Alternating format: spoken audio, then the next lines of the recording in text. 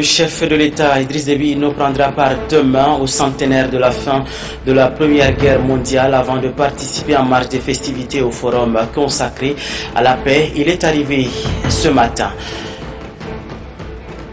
Le gouvernement a été remanié hier. La nouvelle équipe compte 31 membres, 2 ministres de plus que la précédente. On note 2 départs et 4 entrées. La configuration du gouvernement dans ce journal-là. Et puis, Coupe d'Afrique des Nations d'Islam, les 8e de finale se sont déroulés hier. Les candidats se sont rivalisés de talent. On note l'élimination du candidat tchadien. C'est tout pour le sommaire. Merci de suivre Télé Tchad. Je le disais au sommaire que le président de la République, Idriss Déby Itno, accompagné de la première dame Hinda Déby Itno, à Paris depuis cet après-midi. Le chef de l'État va assister demain, 11 novembre, au centenaire de la fin de la Première Guerre mondiale avant de participer en marge des festivités à un forum consacré à la paix. Nassounou Ditié sur place. 11 novembre 1918, 11 novembre 2018, la France célèbre le centenaire de la fin de la Première Guerre mondiale. Jour J-1. La capitale française accueille le chef de l'État Idriss Déby Itno, accompagné de la première dame Hinda Déby Itno. À l'aéroport Le Bourget de Paris, le président de la République est accueilli à sa descente d'avion sous une fine pluie par l'ambassadeur du Tchad en France, Dr Amin Abbasidik, qui avait à ses côtés pour la circonstance le chargé de mission à l'Élysée, Jean-Christophe. Le couple présidentiel est salué ensuite au salon d'honneur par le représentant personnel du chef de l'État à l'Organisation internationale de la francophonie, Tojumbe, Toïde, Masrangar. Le personnel de la représentation diplomatique tchadienne en terre française et les militants du MPS étaient également de l'accueil. Le chef de l'État, Idriss Déby Itno, est accompagné dans son déplacement en terre française de son chef de la diplomatie, Mohamed Zen Chérif, et quelques-uns de ses proches collaborateurs. Idriss Déby Itno a fait le déplacement de Paris pour répondre à l'invitation de son homologue français, Emmanuel Macron. Le centenaire de la fin de la Première Guerre mondiale est placé sous le sceau de l'hommage de la nation française à l'ensemble des morts pour la France tombés pendant et depuis la Première Guerre mondiale. C'est un devoir de mémoire et un héritage commun que le chef de l'État vient commémorer aux côtés du président français. Dès lors que l'on évoque la Première ou la Seconde Guerre mondiale, le nom du Tchad est évocateur. Le régiment des tirailleurs sénégalais du Tchad, connu sous l'ancienne dénomination des bataillons indigènes du Chari, a été créé en 1910, bien avant la Première Guerre mondiale, et dissous en juin 1997. Ce n'est pas tout. Le Tchad est le premier pays africain à avoir rallié la France libre du général de Gaulle le 27 août 1940. C'est de Fort Lamy, actuel N'Djamena, que le premier régiment de tirailleurs sénégalais est parti rejoindre le général Leclerc. C'est dire que les hauts faits d'armes des anciens combattants tchadiens sont nombreux et glorieux.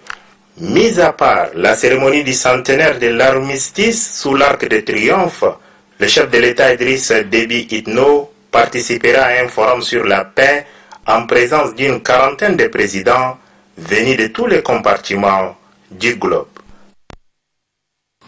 Merci Nassour Noudjiti. Vous le saviez que le gouvernement a été remanié hier. L'actuelle équipe gouvernementale, elle compte 31 membres au lieu de 29 à la précédente. On note 2 entrées et 4, on note 2 départs et 4 entrées. Voici pour vous la configuration de la nouvelle équipe gouvernementale avec Amata Yayabas. Remanié par un acte du président de la République, Idriss Déby Itno, chef du gouvernement, la nouvelle équipe gouvernementale passe de 29 à 31 membres. Cependant, elle garde la même mission et les mêmes attributions. Ainsi, l'on note 2 départs pour 4 entrées et 2 permutations.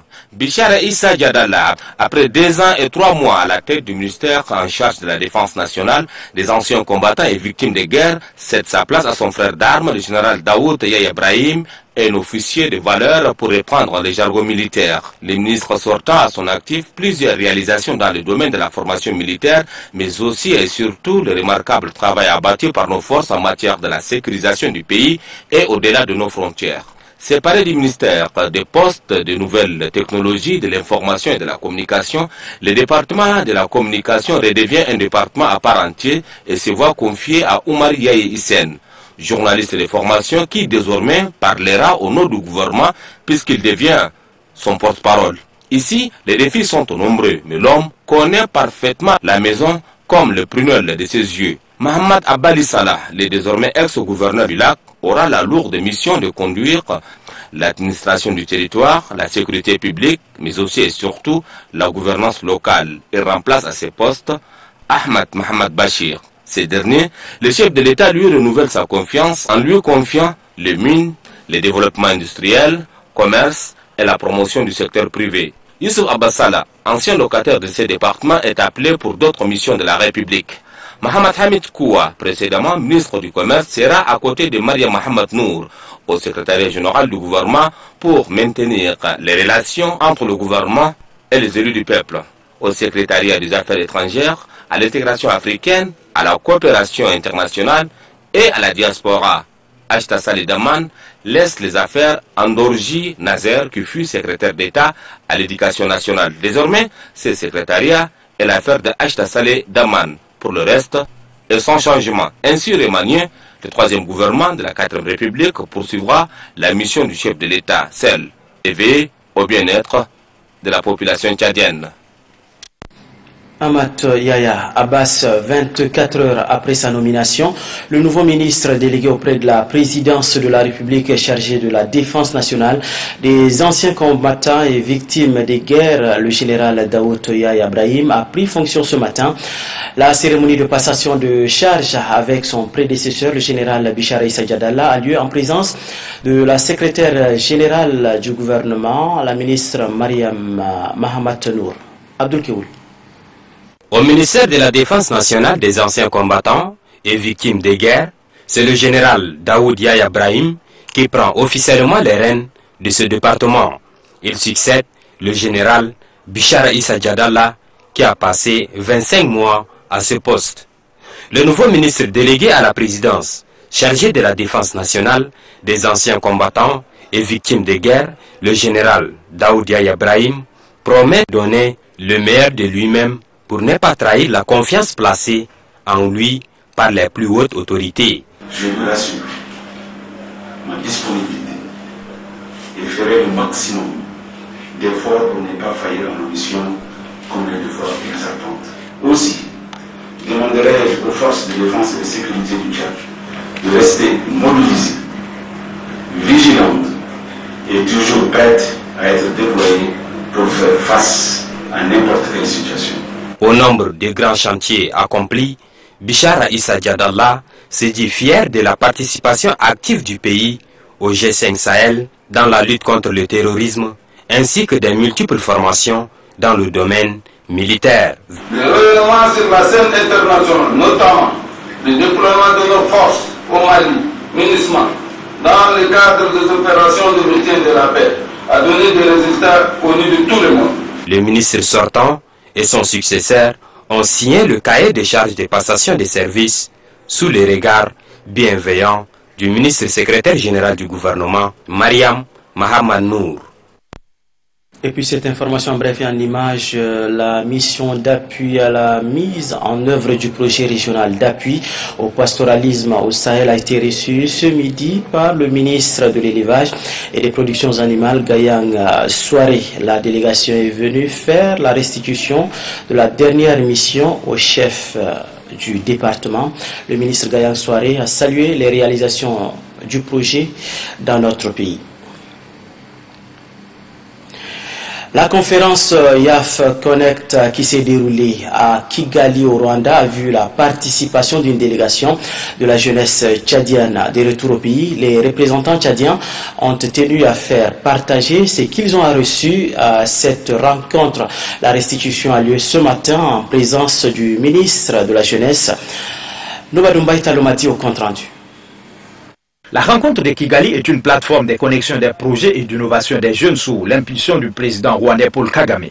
Les jeunes tchadiens qui ont pris part à cette réunion de Kigali au Rwanda ont édifié les invités sur les expériences, les acquis et les innovations des jeunes d'une manière générale et ceux du Rwanda en particulier. C'est dans cette dynamique que le Tchad, ayant connaissance du programme Youth Connect, conscient de l'intérêt que représente pour celui-ci, après avoir envoyé des délégués donc, à la première édition et à la deuxième édition, a procédé à la désignation d'un point focal chargé de faciliter la mise en place du programme effectif du programme au niveau national. Cette initiative du président Kagame permet de sortir les jeunes de la pauvreté et de l'esprit d'assistanat et en même temps sortir l'Afrique du sous-développement.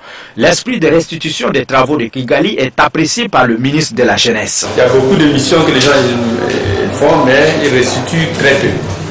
Déjà cette initiative, je crois que ça va permettre aux autres jeunes qui vont aller dans des forums ou bien des réunions ou bien des conférences, ils vont faire autant. Il y a chômage, il y a des couches vulnérables. C'est ça qu'il faut s'attaquer. Et maintenant, on va essayer d'apporter notre grain pour que ça puisse aller de l'avant.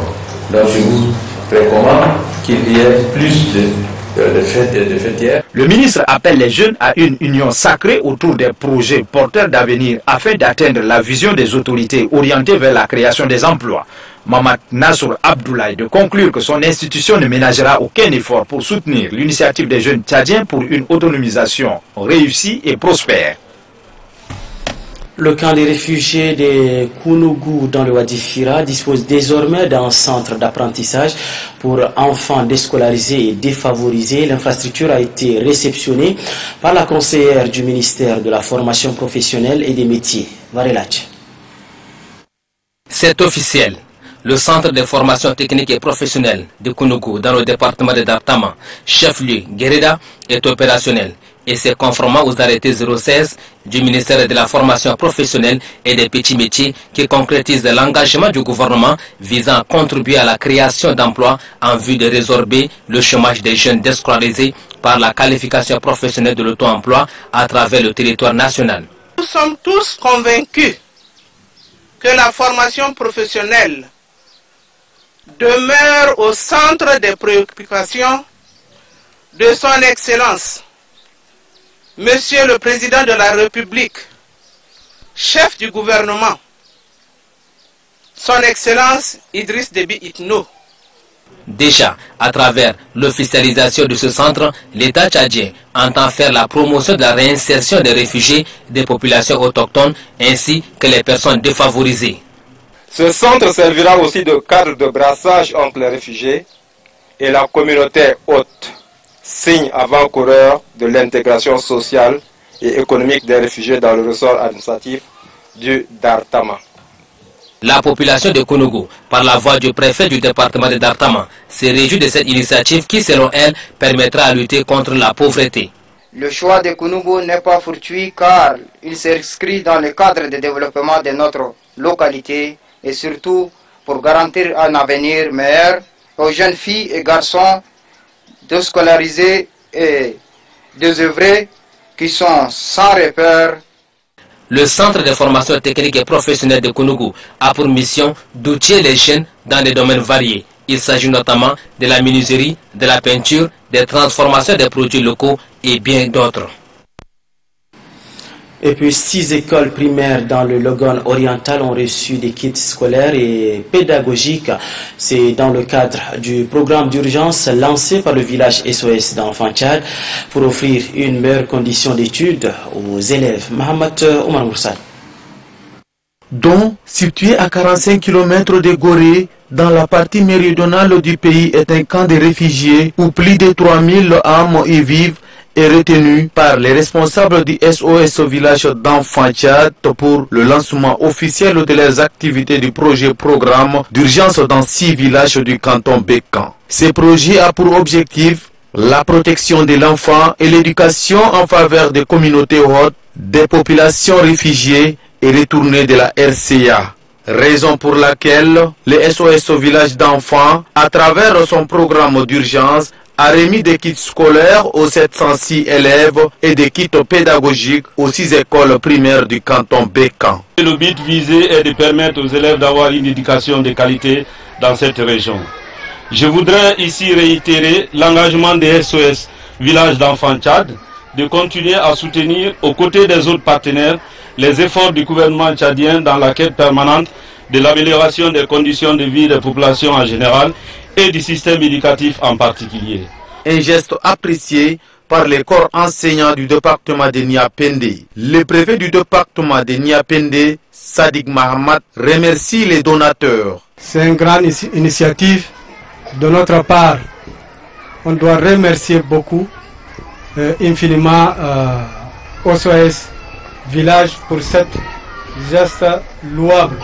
Le SOS Village d'enfants œuvre depuis 1989 au Tchad dans les domaines des droits et protection de l'enfant. Son objectif général est la prise en charge des enfants abandonnés, orphelins et en situation de vulnérabilité avérée afin de contribuer à leur réinsertion sociale. Dans le Bata, une native de la province a investi dans la construction du mur de l'école communale de la ville d'Ati. La cérémonie de réception s'est déroulée en présence du délégué provincial de l'éducation. Mama Tahira, Djibril Alhou, reportage. Créée depuis 1968, l'école quartier Sarah dans la ville d'Ati bénéficie pour la première fois des murs de clôture. C'est l'œuvre d'une ancienne élève de cette école, Souraya Mukhtar Mahdi. Par la construction de ce mur entourant l'école, l'initiatrice dit qu'elle vise à améliorer les conditions de scolarité des enfants afin d'augmenter l'attractivité de cette ancienne école et lutter contre les abandons scolaires. Par la même occasion, elle a annoncé qu'elle prendra en charge cette année les inscriptions et réinscriptions de 100 élèves des établissements primaires de la commune d'Ati. Désormais, la sécurité des élèves est assurée grâce à ce mur qui le protège du trafic de véhicules passant à proximité des classes, chose longtemps attendue selon le directeur de cette école, Yaya Bougaï. Tout en appréciant ce geste de Madame Souraya, le délégué provincial de l'enseignement et à la jeunesse du Bata, Mohamed Ali Nasr, a profité de l'occasion pour lancer un appel aux parents d'élèves qui n'ont pas encore réinscrit leurs enfants de le faire le plus tôt possible. Le représentant du gouverneur, en l'occurrence le préfet du département du Bata Ouest, Ahmad Tidjani Moussa, a vivement salué ce geste qu'il qualifie de louable et inoubliable. Par la même occasion, quelques plans ont été mis en terre devant cette école. La campagne de la collecte des livres, toujours pour la province du Bata, l'opération se poursuit. La coordination des collectes a réceptionné hier plus de 200 livres. Guillaume Benguiri. Encourager les jeunes à aimer la lecture, c'est l'objectif recherché à travers cette campagne de collecte des manuels scolaires initiée par les cadres ressortissants de la province du Bata. Une initiative qui, selon les organisateurs, vise non seulement à promouvoir la lecture, mais aussi à faire de l'éducation une priorité, telle que prônée par les plus hautes autorités du pays. L'opération des livres est une solution. Elle n'est pas la seule, comme je l'ai dit. On doit donner le goût de lecture à nos enfants. On doit s'assurer que nos enfants sont bien enseignés. On doit s'assurer que nos enfants sont bien éduqués. On les a bien éduqués. Tout en saluant cette initiative, Al-Boukari Absita Suleiman sollicite par la même occasion la création des bibliothèques dans les établissements scolaires afin de permettre à leur progéniture d'étudier dans de meilleures conditions. La tolérance en milieu scolaire, la thématique a été au centre d'une conférence débat organisée au lycée Sacré-Cœur. C'est à l'initiative de l'association pour la mobilisation et la scolarisation des jeunes tchadiens. Compte rendu, Mohamed Omar Moussa. La tolérance en milieu scolaire, c'est le thème de cette conférence débat entre les élèves et l'association pour la sensibilisation et la scolarisation des jeunes tchadiens. Il s'agit pour les membres de l'association d'impliquer les lycéens à être des acteurs de paix dans leurs classes respectives. Dans leurs interventions, les 4 panélistes convergent en faveur d'un brassage sans rancune, tant sur le plan religieux, ethnique ou scolaire. Les membres de l'association, sous la conduite de leur président Ahmad Tangir, appellent les lycéens au respect de l'enseignant et les valeurs civiques dispensées dans les écoles, collèges et lycées. Ahmad Tangir a saisi cette occasion pour discerner le prix de l'excellence au lycée Sacré-Cœur, un prix réceptionné par le censeur Mbatalbaï Ngarabaï. Il remercie les membres de l'association pour leur engagement en faveur de la bonne marche du système éducatif. Rendons-nous dans le Moyen Chari où le gouverneur Abadi Saïr Fadoul poursuit sa visite dans les différents services déconcentrés de l'État. Vous allez le voir, le gouverneur a visité hier quelques délégations provinciales et aussi les hôpitaux de la ville de Sar. Mamat Suleiman. Accompagné de ses proches collaborateurs, le gouverneur de la province de Moyen Chari, Abadi Saïr Fadoul, s'est rendu dans les différents services déconcentrés de l'État dans la ville de Sar. Il a commencé sa visite par les délégations provinciales de l'enseignement et à la jeunesse, des infrastructures, de la santé, du commerce et celle de l'emploi et aux droits de l'homme. Objectif, constater les visites et conditions de travail. Abadi Saïr Fadoul a échangé avec les responsables sur les mots qui minent le bon fonctionnement de leurs services respectifs. Ces derniers ont saisi l'opportunité pour égrener un chapelet de doléances au gouverneur. Des doléances qui se résument au manque de moyens considérables de travail. Tout en prenant acte, Abadi Saïr Fadoul justifie ces manquements par la crise que traverse le Tchad. Après la visite de différentes délégations, cap est mis sur l'hôpital provincial de Sar. Dans cet hôpital, une visite guidée de différents services a permis au gouverneur de constater les conditions de travail. Ensuite, la délégation s'est rendue à l'hôpital Notre-Dame des Apôtres. Malgré les difficultés que rencontre cette structure sanitaire, des enfants malnutris, des malades mentaux et des personnes vivant avec le VIH-Sida sont pris en charge. L'hôpital de district du quartier Kemkia a constitué l'avant-dernière étape de cette visite. Ici, l'on a constaté que des machines de haute technologie ne sont pas opérationnelles. Le gouverneur Abadi Saïr Fadoul a bouclé sa visite par le palais de justice où il est allé encourager les magistrats. Il leur a demandé de travailler en respectant les normes et les lois de la République. Venons à cet atelier de validation de la liste nationale des médicaments essentiels, atelier organisé par la direction de la pharmacie des médicaments et de la pharmacopée. L'issue des travaux a été justement marquée par l'adoption d'une liste de médicaments à moindre coût. Varelach. Tous les 2 ans, la direction de la pharmacie, des médicaments et de la pharmacopée, une institution placée sous la tutelle du ministère de la Santé publique, élabore un document comportant la liste des médicaments essentiels et c'est conformant aux principes de l'Organisation mondiale de la santé, partenaire privilégié du gouvernement dans le secteur de la santé.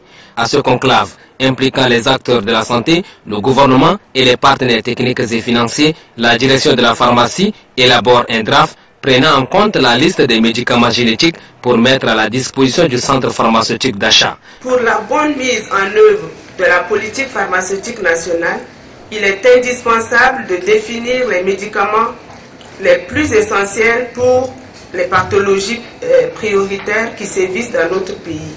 C'est pourquoi je vous exhorte à diffuser largement ce document à tous les niveaux de la pyramide sanitaire pour une bonne prise en charge de tous les patients.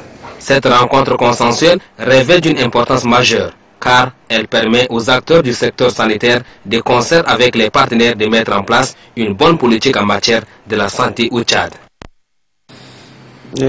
Santé toujours arrivée en fin de mission, la 13e équipe médicale chinoise laisse place à la 14e équipe qui a été présentée en présence du directeur général de l'hôpital de l'amitié Tchad-Chine. On en parle avec Dionodi Nestor.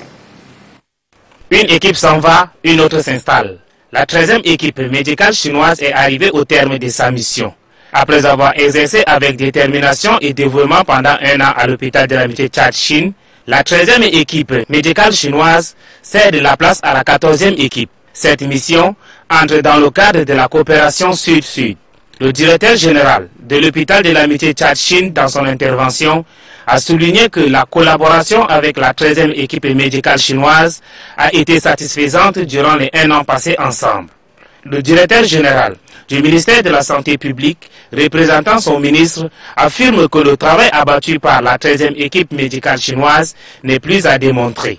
Dr Mohamed Hamid Ahmad a également souhaité un bon retour à la 13e équipe médicale et la bienvenue à la 14e équipe. En guise de reconnaissance, la 3e équipe médicale a reçu des attestations et cadeaux des mains des responsables du dit hôpital. L'association des volontaires pour le développement et l'environnement a lancé officiellement ses activités. Pour l'année en cours, l'association va participer à la promotion d'un environnement sain pour la population. Christelle Ngalundana.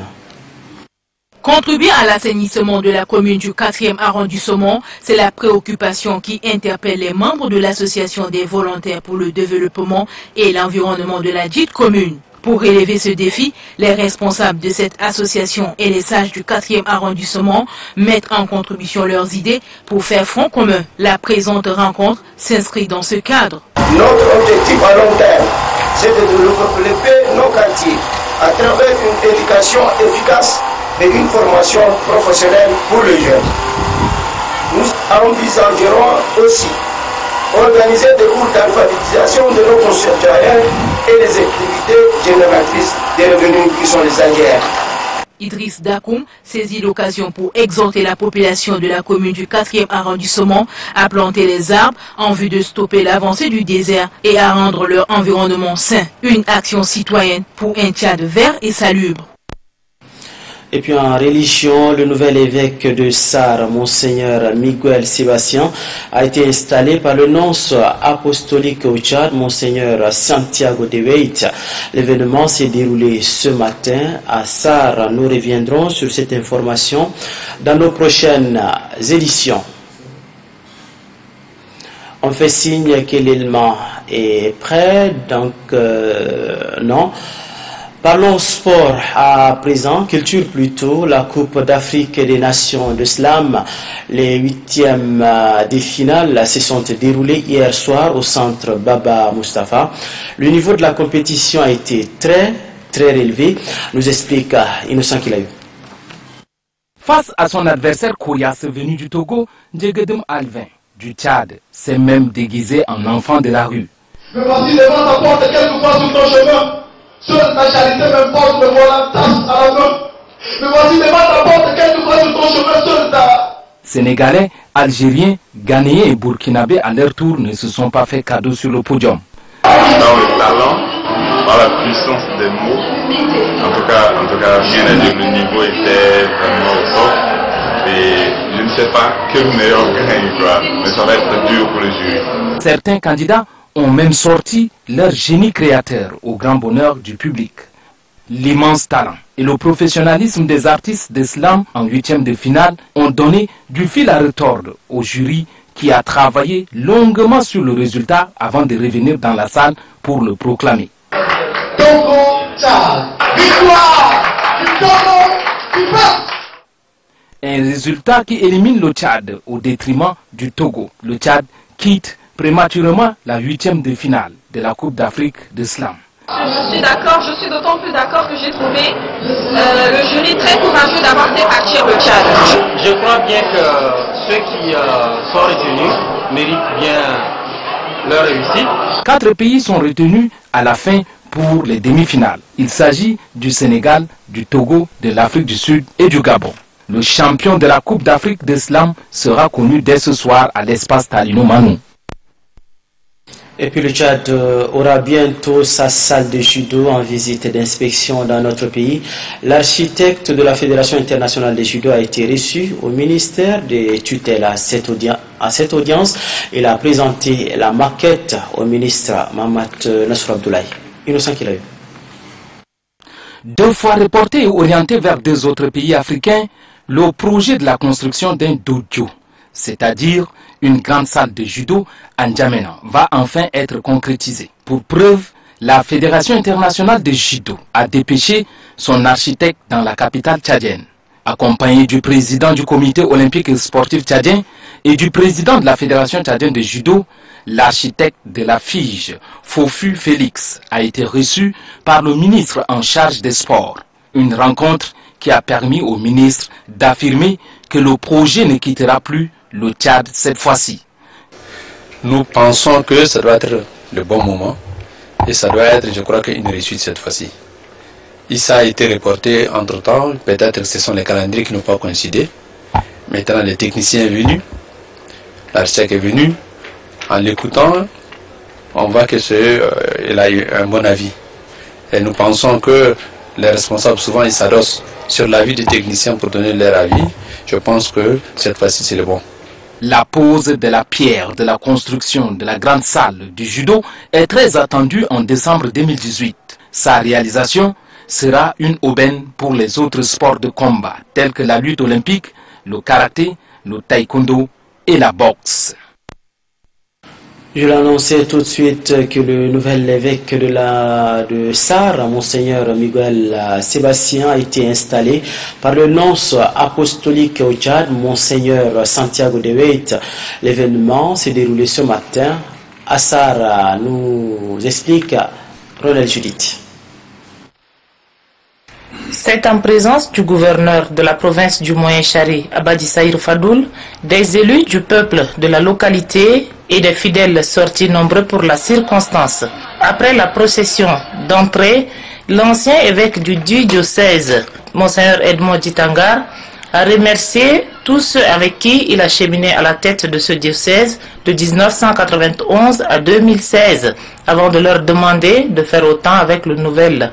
Le nonce apostolique Monseigneur Santiago de Weit a, avant la lecture de la bulle, sollicité du nouvel évêque la sollicitude et la responsabilité, aussi la préoccupation quant aux soucis pour la vie religieuse des fidèles, tout en étant prêt à leur montrer la voie du pardon et de la réconciliation. Dans la bulle du pape François, synonyme du décret nommant le nouvel évêque, il a demandé à ce dernier d'observer fidèlement les préceptes de Dieu, à conduire son peuple selon sa volonté, honorant toutes ses obligations. Après cela, le nonce apostolique a remis le cross au nouvel évêque et l'a installé sur son siège épiscopal. Les prêtres diocésains de Sarre, par la voix de leur porte-parole, ont fait comprendre à Miguel Ángel Sébastien Martinez que le grain qu'il a sémé a germé, pour dire que le peuple de Dieu qu'il a laissé avant de partir a grandi et compte sur lui pour atteindre les objectifs que s'est fixé le diocèse. Dans son homélie, le nouvel évêque de Sarre, Monseigneur Miguel Ángel Sébastien Martinez, dit que la parole qu'il prêche ne s'adresse pas seulement à l'église de Dieu qui est à Sarre, mais aussi à lui-même. Car voulant être le bon berger voulu de Dieu et selon son propre cœur, il doit bâtir sa vie entière sur Christ. Être serviteur de Dieu et ses fidèles n'est pas facile, mais avec sa grâce, tout est possible. C'est pourquoi il demande le soutien de tous pour l'aider dans l'accomplissement de la tâche que Dieu lui a confiée, rôle d'un bon et fidèle serviteur. La cérémonie s'est terminée par la remise des cadeaux par les différentes délégations.